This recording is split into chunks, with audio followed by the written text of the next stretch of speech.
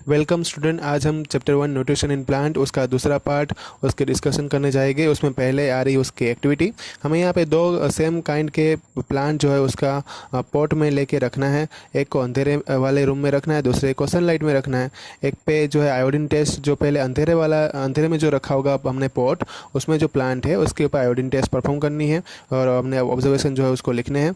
और दूसरा जो है आयोडीन टेस्ट परफॉर्म करनी, उसका मतलब क्या है कि उनके पत्तों के ऊपर आयोडीन का सॉल्यूशन डालना है। आयोडीन का सॉल्यूशन ब्लैक कलर का मार्केट में मिलता है। और फिर जो है दूसरा जो हमने सनलाइट में मतलब जो अंधेरे में रखा था उस पॉट को हमें कहाँ पे रखना है, सनलाइट में रखना है। और 3 से 4 दिन तक उसको रखे मतलब वहाँ पे रखना है। उसके बाद फिर से आयोडीन टेस्ट परफॉर्म करनी है। तो हमें पता है कि जो ग्रीन कलर का पिगमेंट जो होता है उसमें क्या होता है, क्लोरोफिल होता है। और ऐसा ही अगर दूसरे जो रेड, ब्राउन या तो अदर पिगमेंट के जो पत्ते होते हैं उसमें भी क्लोरोफिल देखने को मिलता है। अगर होगा तो वहाँ पे फोटोसिंथेसिस होगी। तो ये एक्टिविटी यही बताती है कि जो ग्रीन कलर मतलब आयोडीन टेस्ट से ये पता चलता है कि जो पत्ता होगा ना वो ब्लैक कलर का हो जाएगा ग्रीन में से। क्यों? क्योंकि उसके अंदर क्या होता है, क्लोरोफिल होता है और इसलिए वो ब्लैक कलर का हो जाता है। मानो के अंदर अगर वो जो आयोडीन डालने से वो ब्लैक कलर का नहीं होगा तो उसका मतलब ये होगा कि उसके अंदर क्लोरोफिल नहीं है। नेक्स्ट है फोटोसिंथेसिस इन एल्गी। उसमें हमें आगे हमने देखा था कि फोटोसिंथेसिस करने के लिए सनलाइट, क्लोरोफिल, वाटर और कार्बन डाइऑक्साइड ज़रूरी होता है। ऐसा है अगर हम कहीं पे अगर स्टेगनेंट वाटर बॉडीज़ मतलब जो जहाँ पे रुके हुए वाटर बॉडीज़ है अगर उसमें देखते हैं या तो पॉन्ड के अंदर हम देखते हैं तो हमें स्लिमी ग्रीन पैचेस जो है वो देखने को मिलती है। और ये जो है उसका ग्रोथ होता रहता है ऐसे ऑर्गेनिज्म का, उसको बोलते हैं एल्गी। एल्गी अपना खाना जो है वो खुद बना सकती है क्योंकि they contain chlorophyll which gives them green colour. Algae can also prepare their own food by photosynthesis, मतलब कि फोटोसिंथेसिस का रिएक्शन करके एल्गी जो है वो अपना खाना खुद बना सकती है। नेक्स्ट स्लाइड में है synthesise of the plant food other than the carbohydrate. उसमें हमें क्या सीखना है, तो plant synthesise the carbohydrate through the process of photosynthesis, मतलब कि प्लांट जो है वो कार्बोहाइड्रेट जो है वो प्रिपेयर करता है through photosynthesis. Carbohydrates are made up of carbon, hydrogen and oxygen. Carbohydrates किससे बना होता है, कार्बन, हाइड्रोजन एंड ऑक्सीजन। ये तीनों क्या है, elements. These are used to synthesis other components of food. ये तीनों जो कंपोनेंट्स है वो फूड बनाने में काम आते हैं। But protein are nitrogenous substance, protein तो नाइट्रोजनस सब्सटेंस है विच कंटेन नाइट्रोजन, उसके अंदर नाइट्रोजन होता है। Nitrogen is present in abundance in gaseous form in the air. हवा में नाइट्रोजन का अमाउंट जो है वो बहुत ज़्यादा है। How ever plants can not absorb nitrogen in this form. जो प्लांट्स जो है वो हवा में से डायरेक्टली नाइट्रोजन नहीं ले सकता है। Soil is a bacteria that convert the gaseous nitrogen into usable form. इसलिए जो सॉइल में ऐसे बैक्टीरिया रहते हैं वो गैसियस नाइट्रोजन को यूजेबल फॉर्म में कन्वर्ट करते हैं and release it into the soil, उसको सॉइल के अंदर रिलीज करते हैं। The soluble form are absorbed by the plants along with water. और इसको एक सोल्यूबल फॉर्म में जो है प्लांट उसको वाटर के थ्रू लेता है। Also you might have seen farmer adding the fertiliser rich in nitrogen to the soils. तुमने ये भी देखा होगा कि फार्मर्स कभी कभी फर्टिलाइज़र ऐड करता है सॉइल में, क्योंकि उसमें जो नाइट्रोजन होता है मतलब कि फर्टिलाइज़र जो है वो पूरा नाइट्रोजन से भरपूर होता है। In this way plants fulfil their requirement of nitrogen along with other constituent. इस तरह से हम कह सकते हैं कि प्लांट्स अपनी जो रिक्वायरमेंट है मतलब उसको जो नाइट्रोजन चाहिए था वो उसको किससे तो मिल जाएगा, फर्टिलाइज़र से मिल जाएगा। Plants can synthesize components of food other than carbohydrates and such as a protein and fats। इस तरह से प्लांट जो है अपना फूड के जो कंपोनेंट है वो प्रिपेयर कर सकता है जिसमें कार्बोहाइड्रेट्स के सिवा प्रोटीन और फैट्स जो होता है वो भी वो प्रिपेयर कर सकता है। नेक्स्ट स्लाइड में है other mode of nutrition in plants. There are some plants which do not have a chlorophyll, they can not synthesise their food. ऐसे प्लांट्स भी होते हैं जिसके अंदर क्लोरोफिल नहीं होता है, वो अपना खाना नहीं बना सकते हैं। Like human and animal, such animal depends on the food produced by the other plants, they use heterotrophic mode of nutrition.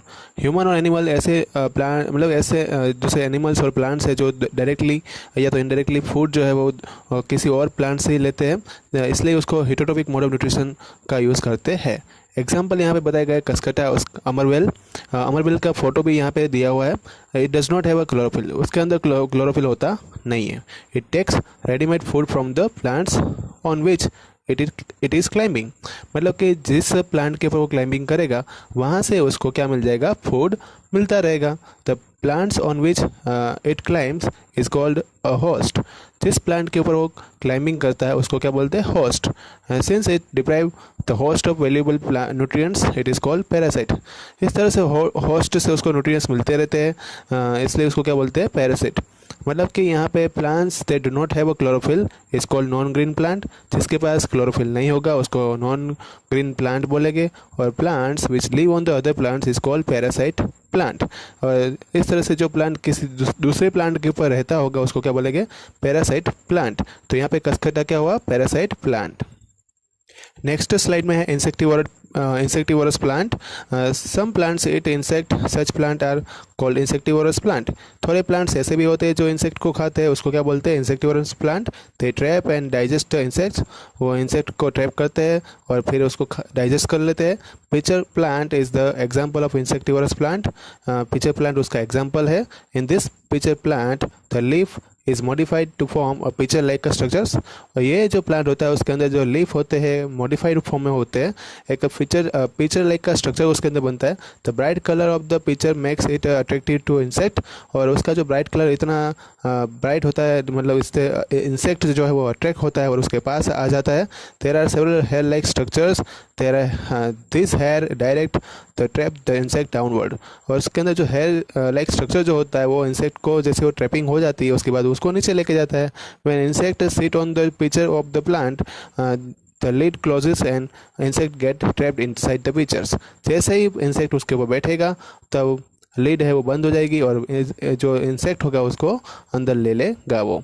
The insect is then digested by the enzyme secreted by the cell of the plant.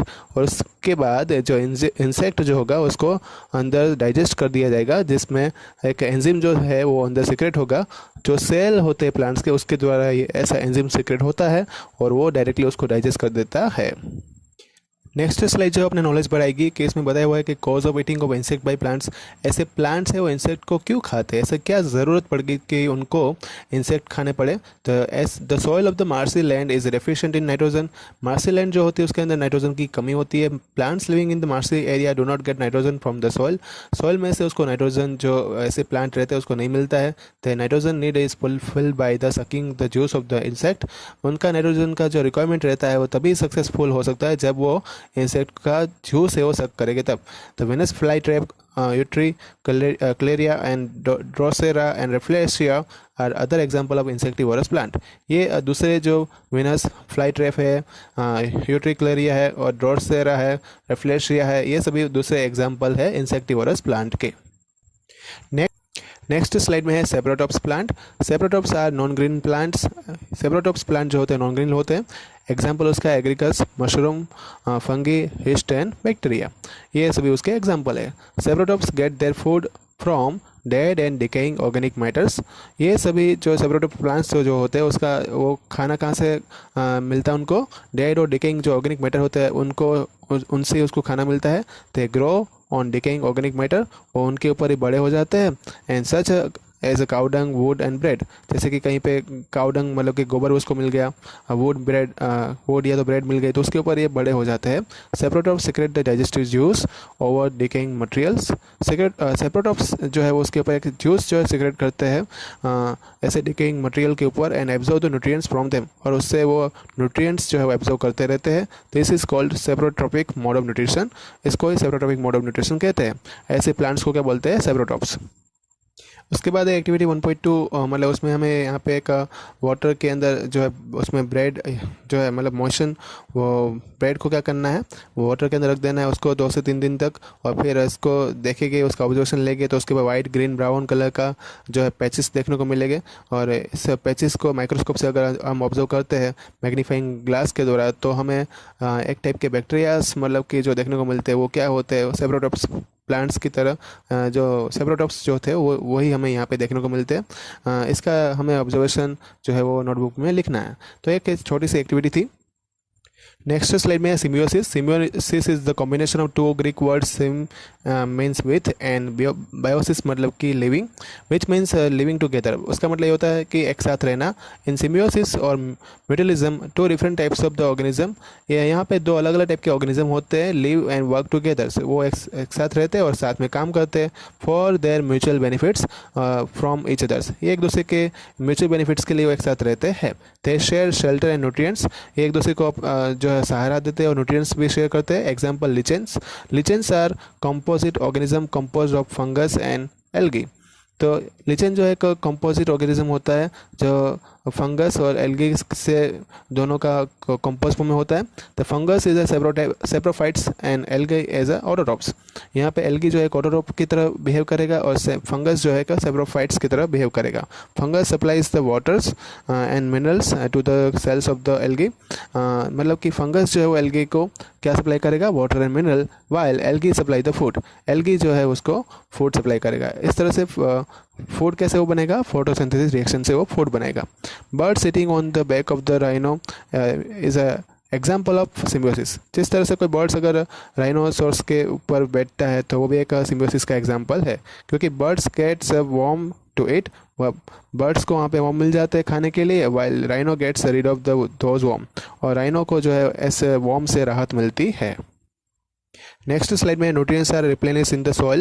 Some fungus live in the roots of the plants. Roots of the plants provide the shelter and food to the fungus, while fungus provide the important nutrients to the plants. थोड़े fungus ऐसे भी होते हैं जो plants के roots में रहते हैं, और रूट्स जो प्लांट्स के होते हैं वो उसको शेल्टर और फूड प्रोवाइड करते हैं, और फंगस जो है उसको न्यूट्रिएंट्स जो है प्लांट्स को देता है। Because of the continuous farming nutrients keep declining in the soil. ऐसे हर साल हम फार्मिंग करते हैं तो उसमें न्यूट्रिएंट्स की कमी आ जाती है ज़मीन के अंदर। Hence replenish those nutrients fertiliser are added to soil.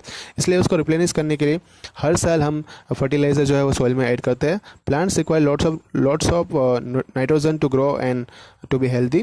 Plants को मतलब कि हेल्दी रहने के लिए और ग्रो होने के लिए नाइट्रोजन की ज़्यादा ज़रूरत होती है।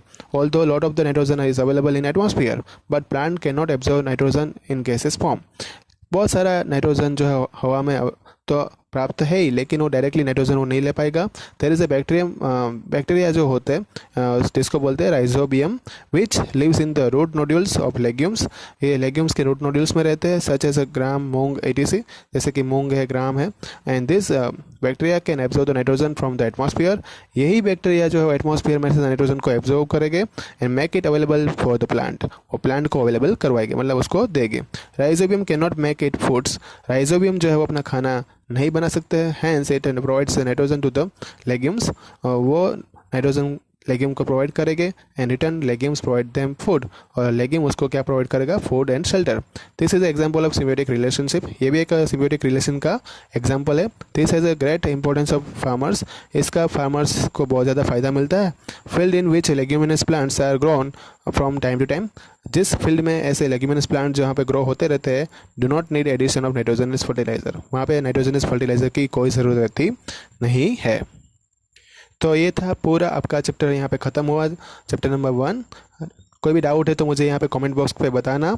ओके, नेक्स्ट जब चैप्टर नंबर 2 आएगा तो मैं आपको बता दूंगा। ओके, रिवाइज करते रहना, होमवर्क जो है व्हाट्सएप पे सबमिट कर देना। Thank you all.